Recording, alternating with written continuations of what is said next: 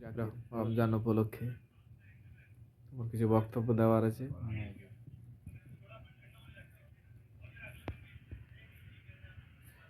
So guys, এটা হচ্ছে mister Zakir Hossain from Saudi আরব।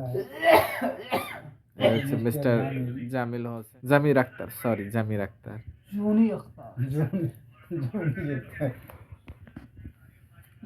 তো জনি আক্তার হোসেন। আপনি কিছু বলার আছে ভাই?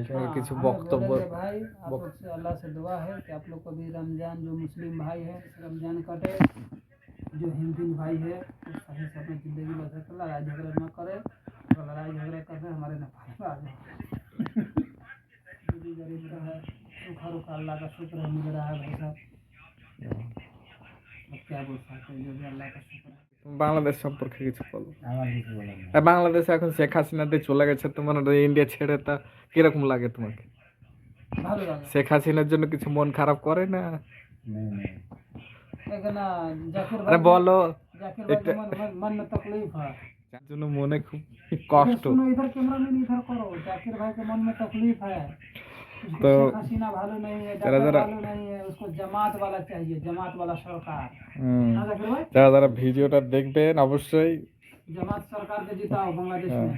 हाँ जाकिर भाई, हाँ देखो जाकिर भाई सही।